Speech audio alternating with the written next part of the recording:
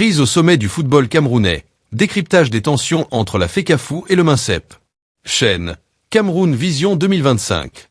Pour comprendre la situation actuelle, un bref retour en arrière s'impose.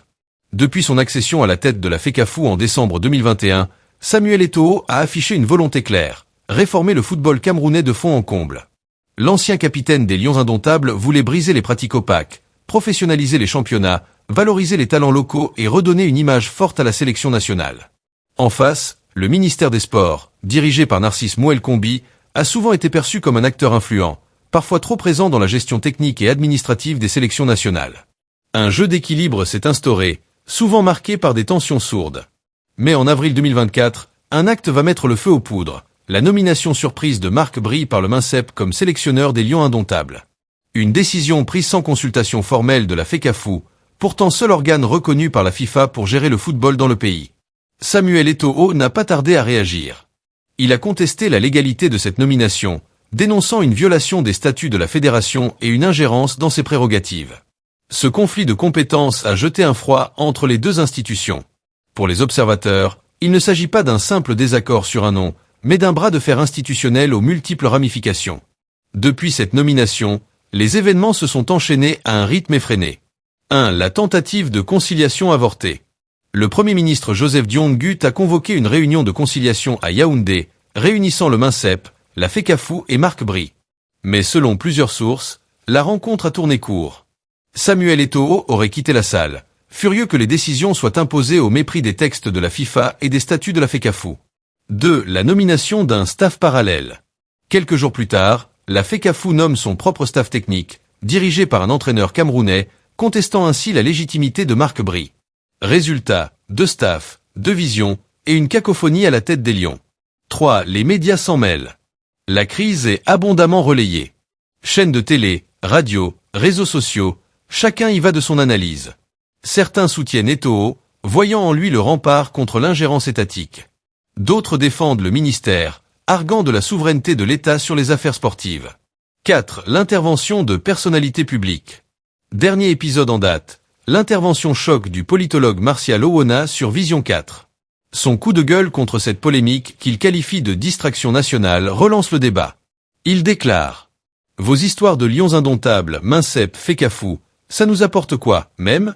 Les Camerounais ont mieux à faire. » Des propos qui ont divisé l'opinion, entre ceux qui saluent son franc-parler et ceux qui estiment que le football mérite toute l'attention. Derrière cette lutte de leadership, plusieurs enjeux majeurs se dessinent. 1. La question de la souveraineté des institutions sportives. La FECAFOOT, en tant qu'organe affilié à la FIFA, bénéficie d'une autonomie reconnue. Toute ingérence politique est susceptible de sanctions. Le cas du Kenya ou de la Guinée en sont des exemples récents. Eto'o s'appuie sur ce principe pour revendiquer la gestion exclusive du football. 2. Le poids de la politique. En année électorale, certains analystes estiment que cette affaire sert de diversion. Pendant que l'attention est focalisée sur la FECAFOOT, les problèmes de chômage, d'inflation ou de précarité sont relégués au second plan. 3. Le contrôle des budgets. La gestion de l'équipe nationale implique des budgets colossaux, des primes aux équipements. Celui qui contrôle la sélection détient aussi une part importante de la manne financière, ce qui explique en partie la férocité de cette bataille. 4. L'image d'Eto'o en jeu. Pour Samuel Eto'o, cette affaire est aussi une question d'honneur. Il veut incarner une gouvernance moderne et indépendante. Reculer serait, pour lui, un aveu de faiblesse. 5. La stabilité de la sélection nationale. Enfin, cette crise plonge les Lions indomptables dans l'incertitude. À quelques mois des qualifications pour la CAN ou la Coupe du Monde, l'équipe se retrouve sans cap clair, ce qui pourrait affecter les performances. Dans les rues de Yaoundé, Douala, Bafoussam ou Garoua, les Camerounais n'ont pas manqué de réagir. Albert Ngono, président d'un fan club à Douala, nous confie « Eto'o fait un bon travail. Mais on doit trouver un terrain d'entente. Le football, c'est notre fierté nationale. On ne peut pas jouer avec ça. » Claudine, commerçante à Bafoussam. « Moi je veux juste que les Lions gagnent. Qui entraîne, qui nomme, ce n'est pas mon problème. Que les choses avancent. » André, mototaximan à Yaoundé. « Tout ça, c'est la politique. Pendant qu'ils se chamaillent, nous on cherche à manger. Martial Owona a raison. On se distrait trop. » Les réseaux sociaux aussi reflètent cette division. D'un côté, les hashtags « Je soutiens et tout » ou « Respect FECAFOOT ». De l'autre, Marc Bry doit travailler ou Mincep est la loi. Ce clivage populaire montre que la question dépasse le terrain sportif. Elle touche à la gouvernance, à l'identité nationale, à la transparence. Face à cette impasse, plusieurs scénarios sont envisageables. 1. La médiation du Premier ministre. Une nouvelle rencontre sous l'égide du chef du gouvernement pourrait aboutir à un compromis, maintenir Bry tout en confiant la gestion technique à la FECAFOOT. 2. L'intervention de la FIFA. En cas de blocage prolongé, la FIFA pourrait suspendre le Cameroun, ce qui priverait l'équipe nationale de compétition internationale. 3. La démission d'un des protagonistes. Un retrait de Samuel Eto'o ou de Marc Bry paraît peu probable, mais pourrait apaiser les tensions. 4. Le statu quo dangereux.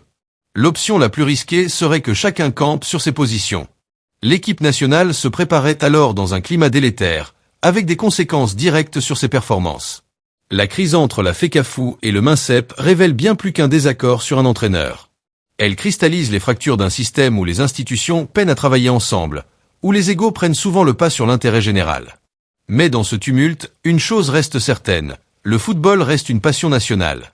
Et les Camerounais méritent une gestion stable, transparente et efficace de leur sport roi. Comme l'a si bien rappelé Martial Owona, les préoccupations du peuple ne se limitent pas à des querelles de pouvoir. Le pain quotidien, la santé, l'emploi, l'éducation, voilà les vrais chantiers. Il est temps que les acteurs concernés fassent preuve de responsabilité. Pour l'honneur du drapeau. Pour la paix des institutions. Et surtout, pour le peuple camerounais. Merci d'avoir suivi ce reportage spécial sur Cameroun Vision 2025. Si vous avez apprécié cette analyse, n'oubliez pas de liker, commenter et vous abonner à notre chaîne pour ne rien manquer de l'actualité du Cameroun. Activez la cloche de notification et partagez cette vidéo autour de vous. À très bientôt pour une nouvelle édition.